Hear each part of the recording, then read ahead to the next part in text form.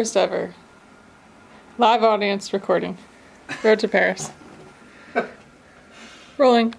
We're rolling for our final Road to Paris episode of the year. And when we started doing this, Austin wasn't actually a person, and now he's a live audience, able to just sit up on his own and stare me down. First off, Merry Christmas to everyone. I hope you guys had a great Christmas. Hope those of you traveled safe. Hope you had some good time with family, and I hope that the Christmas celebrations can continue all the way through New Year. Happy New Year. Early Happy New Year as well. We're going to be in Maryland for the New Year, and this will also be... so actually, I want to have a complaint about Producer One. I was looking for my Marilyn Terrapin's Christmas Santa hat, and she had given it to Goodwill because I hadn't worn it in 2 years. So I applaud her for the effort, but tough time not to have a Santa hat. So I settled for my my Waiakea hat on this one. Now, this is the last Road to Paris of the year, and this will be the last Road to Paris until the Beach Pro Tour season starts up again the first week of March. That will be the Doha Elite16. So we'll be 3 months without a Road to Paris, unless you guys want to do sort of a fan question refresher, maybe to begin the 2024 season. We can tinker with that. I'll probably be bored at some point and just want to talk about Olympic beach volleyball because it's one of my favorite things in the world to talk about. So this is our final Road to Paris. So I want to give a quick refresher. So the Paris Olympic Games will be featuring 24 teams. 17 will qualify via points. One will qualify via the World Championships. That is Kelly Chang and Sarah Hughes and Andre Perisic and David Schweiner. One will qualify via the French wildcard. They have not officially been announced yet. I don't know how exactly they're going to do it. Japan did an Olympic trial tournament. They might just pick it. I'm not totally sure. Then you will have the Continental Cup winners. The Continental Cups happen after the June 9th deadline of the Olympic qualification points. So the Ostrava Elite 16, which ends on June 9th, that is the last tournament of the year, and then the Continental Cups will happen. And the Continental Cups, they all go in different formats. So it's a one-off tournament. For the Norseka Continental Cup, each federation sends just one team. Europe is different. You send two teams, and I'll go over that in a little bit more detail. But at the end of the day, each continent will then get one team. So the Continental Cup will send teams from Europe, Asia, North America, South America, and Africa. And so those are how the 24 teams will qualify. The Road to Paris, we're essentially just breaking down the teams via points. So after the first year of Olympic qualification, throughout the year, I've sort of been Sharpieing in teams. And now we actually have a Sharpie. So I'm just going to start off by going over which teams, to me, have Sharpied themselves in. So Anders and Christian, Sharpie. They're number one in the Olympic ranks. They have 9,460 points in just 9 events. It's kind of insane. So they have 3. You get 12 finishes as a reminder. And then after that, you just take your worst finish, and that gets thrown out when you have a better finish. So it's your 12 best finishes throughout the Olympic qualification cycle. Anders and Christian, Sharpie. David Amon, Jonathan Helvig, Sharpie. They have 8,920 points in just 8 events. They're way in. Sam Kotafava and Paolo Nicolai, they'll be Italy 1 on the Sharpie board. They have 8,440 points. They have hit the requisite 12 events, so they're no longer just adding. Every additional good finish will now replace a bad one. Andre Loyola and George Wanderley. There's a little bit of doubt. They had sort of a slump charged on at the end of the year. They have 8,340 points in 12 events. They are Sharpied. Nils Ehlers and Clemens Vickler.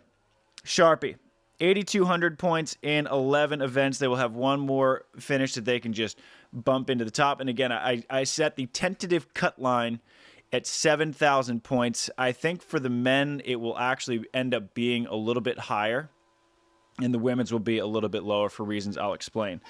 The next Sharpie team, my boys, Andy Benish, Miles Partain, Sharpie. 7,620 points in 9 events, including a bronze medal at the Norseka Continental Championships. Producer 1, can you close the sliding door? Thank you. Sorry if you guys had to deal with a leaf blower. We have leaf blowers in California in the winter, not snow blowers as we do in Maryland. So Andy Benesh and Miles Partain. One, I always like to wear a shirt that has a lot to do with the topic of what I'm talking about.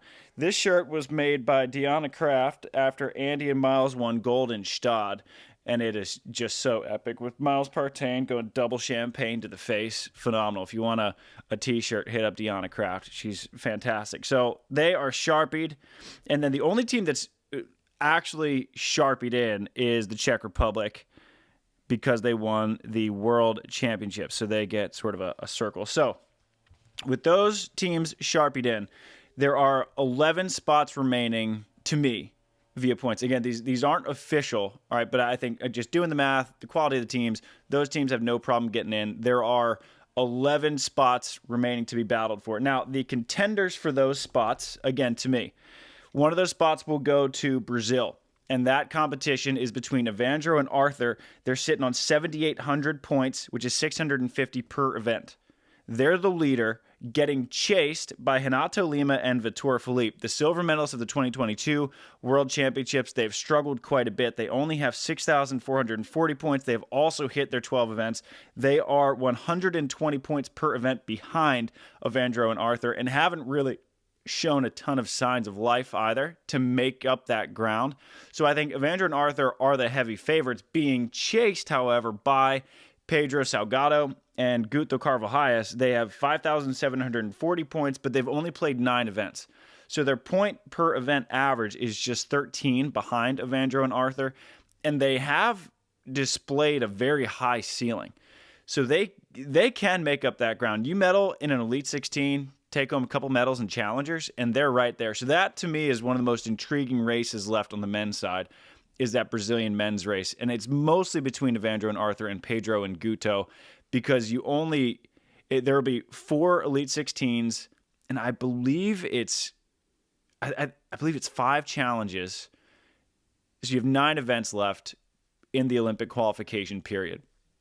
So it's not a ton of time to make up a lot of ground, but especially because the Elite 16s are the biggest bang for your buck in terms of making up points, and you only have 4 shots at it in a 3-month period. And so if you're not playing well in those 3 months, you're just not going to qualify. So Evandro and Arthur, I think, are sitting in a good position where they're getting chased in a very short time frame. So Pedro and Guto can do it, but I'm going to favor Evandro and Arthur for that second Brazilian spot. Alex Brower, Robbie Musin, I think that they are one more top 10 finish in Elite 16 from being Sharpied in. They have 7,560 points in 11 events. And if they weren't in such a strong federation, I'd have them Sharpied in already. But they're also being chased by Stefan Bormans and Jörg de Groot and Matthew Immers and Steven van de Velde. Similar to Brazil, Immers and van de Velde sit on paper ahead of Bormans and de Groot. Since Bormans got hurt, had to sit out a lot of events. They only have 7 finishes. And so they need 5 decent finishes to Sharpie themselves into the Olympic race. But with just 9 tournaments, you have a couple off tournaments, then your entry points drop. You're not in the main draw anymore. Things can get out of hand pretty quick. Now, I'm still heavily favoring Bormans and de Groot, because I would also put them as almost a medal favorite in the Paris Olympic Games. But that second Dutch spot, there are 2 spots available for that Dutch Federation. They will get 2. It's just a matter of which teams. I would favor significantly Brouwer Musin and Bormans and de Groot. And I'll get into their points. Well, I'll just get to it now. So Bormans and de Groot are at 5,440 points in 7 events. That's a lot of points per event. Then Immers and van de Velde, they're sitting on 6,480 points in 12 events. So for reference's sake, if Bormans and de Groot just win a bronze medal in Elite 16, they will already be matching Immers and van de Velde in total points, with 4 more finishes just to keep adding on. So Immers and van de Velde have a very tall order to fend off Bormans and de Groot and Brouwer Musin. And so I actually look at the second spot for the Dutch more between Brouwer Musin and Immers and van de Velde. So 2 of those 11 spots will go to, 1 will go to Brazil, 2 will go to the Netherlands. Adrian Gavira, Pablo Herrera, Thomas Hodges, Zach Schubert, Julian Horrell, Alex Horst, Adrian Carambola, Alex Rangieri, all in a very similar position where all they really need is just one more solid finish. Gavira, Herrera, they have 7,500 points. If you get one more good one, I don't think they'll have a problem. Hodges, Schubert, the Aussies, love them. They're at 7,260 in 12 events. I think just one more solid finish will give them that push that they need to be comfortable. Julian Horrell, Alex Horst, they're at 7,060 points in 12. I think they probably need one or two more decent ones to be comfortable. Adrian Carambola, Alex Rangieri, they're at 6,920 points in 10 events. And I think if you just get two non-tragic finishes, they're going to lock up that second Italian spot because Enrico Rossi and Daniele Lupo are so far down. And as I mentioned before, not a lot of time to make up that ground. So I think all those teams are safe so long as you just stay healthy and you don't barbecue out of every tournament. And even if Herrera, Gavira, and Hodges, Schubert, even if they do barbecue, and same goes for Adrian Alex, they still will most likely be fine. So of the 11 spots remaining, 1 will go to Brazil, 2 to the Netherlands, 1 to Spain, 1 to Australia, 1 to Austria, 1 more to Italy, which leaves us with 4 spots remaining that are in legitimate contention. Michael Bro, Bartosz Wojciak, the only reason that they're not Sharpied in is because, like Bormans and De Groot, they only played a select number of events. They're sitting on 8 events and 6,480 points. All they need to do is break pool in a handful of tournaments, and they're going to be in. I think that they will have a spot. And then you have Sharif Samba and Ahmed Tijan. Again, only played 9 events. They played 6,000. They have 6,440 points. You just need 3 okay finishes. They'll have no problem, which really leaves it down to 2 spots remaining. I think this year will basically be a competition for spots 16 and 17 in the Olympic rankings. The first of those spots will go to the second USA team, most likely. So that spot, that's easily, and I know I'm biased because I'm American, I'm friends with a lot of these guys. That's the most interesting race to me because you got Theo Brunner, Trevor Crabb, and all these teams have 12 finishes. So no one's just adding, you're replacing a bad finish. So the amount that you can gain per tournament is relatively limited. Theo and Trevor, sitting at 6,920 points, they have a 500-point lead roughly over Chase Budinger and Miles Evans and about a 900-point lead over Tri Bourne and Kame Schock. Theo and Trev averaging 576.6 per event, Miles and Chase 540, Tri and Kame 506.6. To me, the race will be decided on those 4 Elite 16s. None of them will be starting in the main draw. They will all be starting in the qualifiers of Elite 16s, and it's whoever can perform in the Elite 16s, that's who's getting that second spot. Theo and Trev, they don't have enough points where they can just sit comfortably on that 69-20. They still need to perform. Chase and Miles have room to make up, but they've shown a very high ceiling. They won more medals than any other team. They tied with Andy and Miles with 3 medals on the Beach Pro Tour this season. Theo and Trev won just 2. Tri and Kame podiumless, but they had the most top 5s of any American team on the Beach Pro Tour. So they've been very riding that mediocrity train, haven't been able to break into the next level and get medals. But right now what they need is a medal. If they were to win a bronze medal in an Elite 16, they would be virtually tied with Trev and Theo. They'd still be a little bit behind. So that's how close this race is because all these teams have a couple bad finishes that they can drop. So if they replace that with a medal at Elite 16, you make a huge, huge jump. So that race is fascinating, which leaves us with 1 spot among what I would call the dark horses. And among those dark horses, there are 1, 2, 3, 4, 5, 6. There are about 7 teams still with a realistic shot at qualifying via points. You have the Grimalt cousins, who are sitting on 6,440 points. Moritz Pristow's Robin Seidel of Austria, I still think they can qualify. They've won 2 gold medals. They're at 6,160. Piotr Kantor and Jakub Zybek, the new Polish team, they're at 5,520. They're only at 11 finishes, so their next finish is totally just added onto the ledger, so they can make a very big jump. Paul Burnett, Chris McHugh of Australia, 54.60, also in 12 events. Hendrik Moll, Matthias Bernstein of Norway, 50.90 in 11 events. So they are adding a finish, not replacing one, so they can make a big boost. Sam Schachter and Dan Deering coming off a huge silver medal at the Continental Championships, which is the equivalent of a challenge. So they picked up 760 points at the Dominican Republic, swept Andy and Miles in the semifinals. So that is a huge finish for them, bumping them up to 54.80 in 12 events. And then you have way down the line, but who can do it if they perform well in the Elite 16s, are the Ukrainians. The Cinderella, Sergei Popov, one of the most underrated players in the world, best arm swing in the business, and Edward Resnick. They're at 4,100 points in 8 events, averaging 512 per event, which is just below Pristaus and Seidel, who are second in that group of dark horses. So it's really, this next year, to me, if everyone stays healthy, is a competition for 2 spots, points-wise. Those who don't qualify for points will then get dumped into the Continental Cup system, and from there, it's just a crapshoot, whoever can get hot on any given weekend.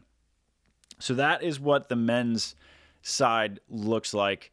The Brazilian men's race, fascinating. Dutch men's race, very fascinating.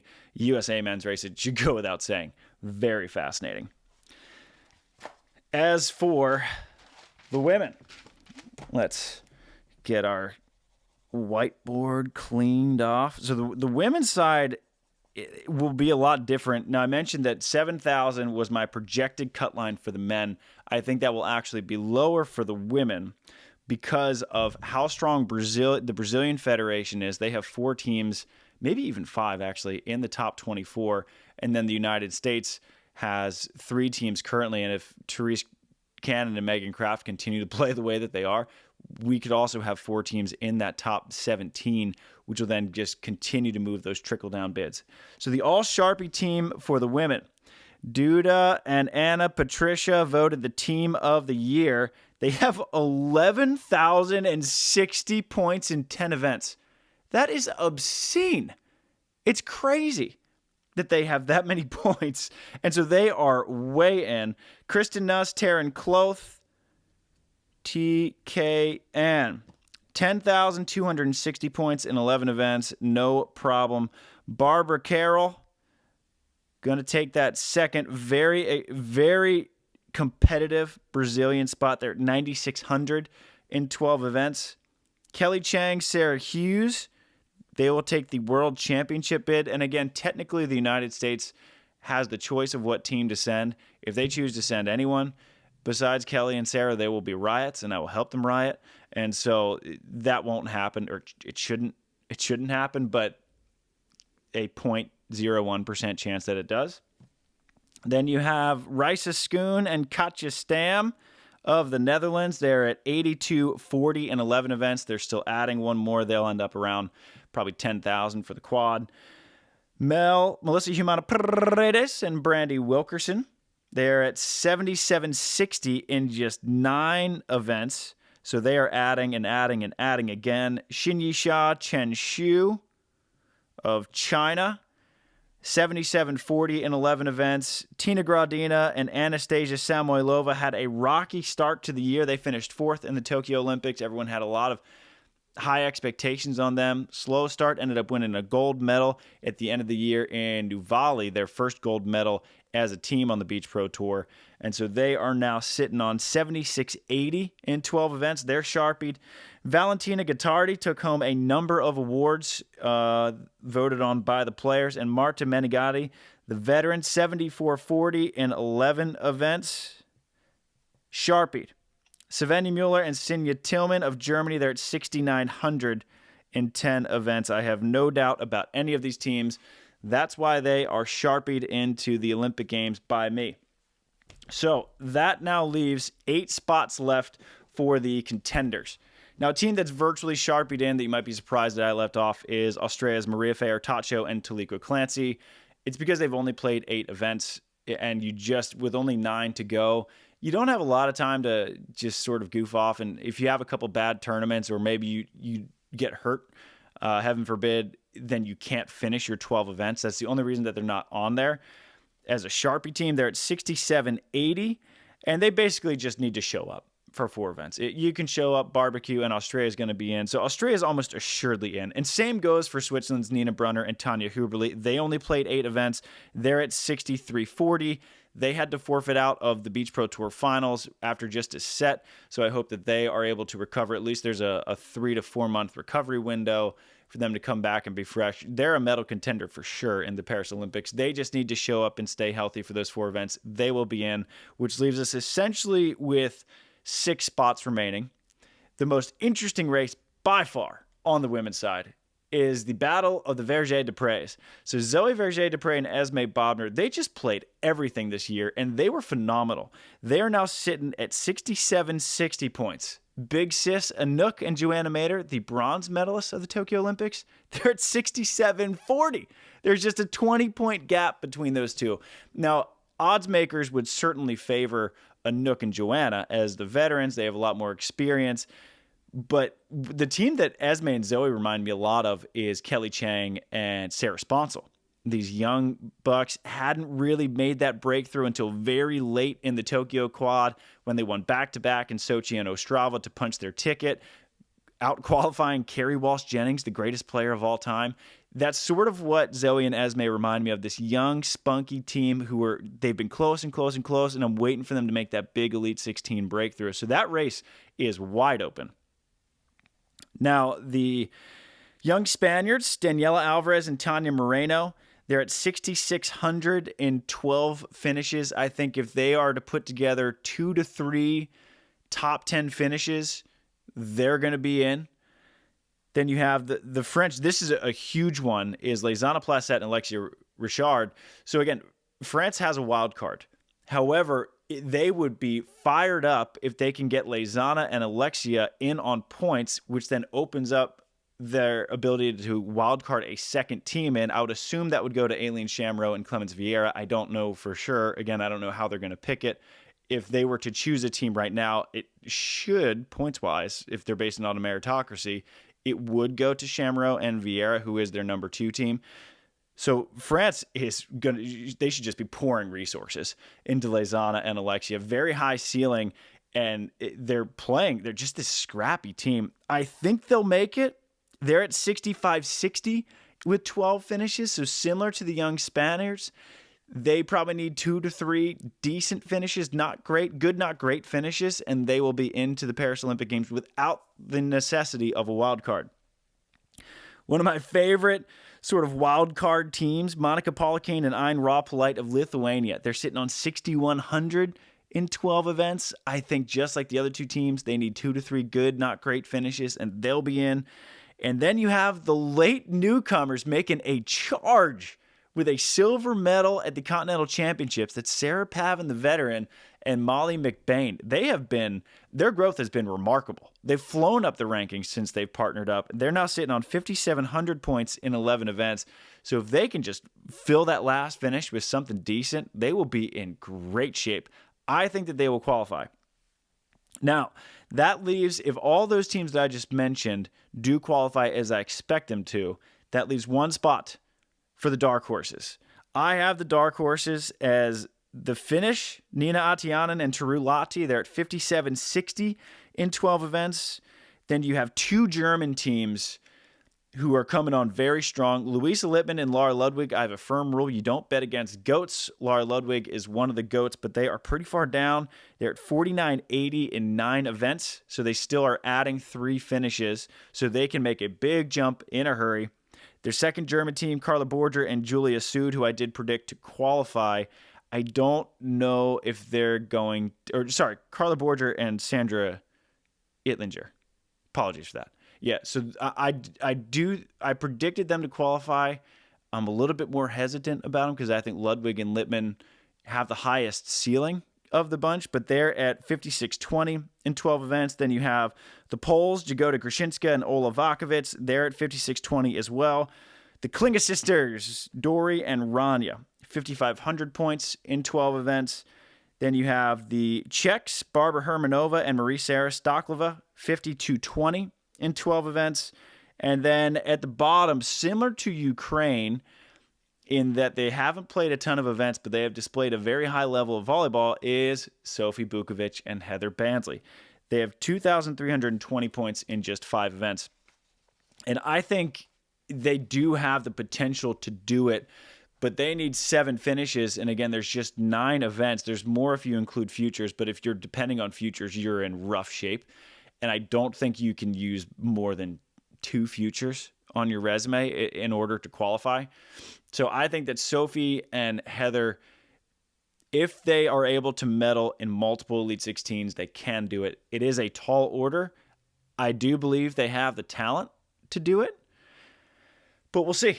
And that's the beauty of this, is that the men's side, after all this time, I think has been whittled down to essentially 2 spots. The women's side's a little bit more open, but I think that the dark horses are really going for just that 1 spot, that 17 spot, and then we'll get into the Continental Cups. We'll get into the wild cards from there. So, sorry, that was a bit of a mathematical road to Paris today, so apologies for it being a bit robotic, but I just wanted to give you guys a lay for the land with the point systems. Ask me any questions you want in the comments. I'm always happy to answer them because this is a really confusing process, especially when you got the Olympics is your best 12, you got the entry points is your best 3 out of 4, then you got the World Tour or Beach Pro Tour Finals is your best 8. All the points is the world rankings is totally different. So you have 4 different ranking systems going on right now. It's awfully confusing. So happy to try to clear all that up as best as I can. And again, next road to Paris will be in March following the Doha Elite16, and then we're charging out to qualifiers in Brazil, Mexico, Elite16 back in Tepic, and it is just nonstop through that Ostrava Elite16, which will end the Olympic qualifying process, but not the road to Paris. We're going to keep these going all throughout the Olympic Games. So thank you guys so much for watching all the road to Parises this year. It's been super fun starting this up. People seem to like it. I love doing it. And I'm hoping that it gets more traction because as the Olympics get closer, more people get interested, and hopefully they find their way here. So again, appreciate you guys. Hit up Deanna for one of these epic t-shirts. Hope you have a great Christmas. Have a great New Year. Stay safe. Shoots.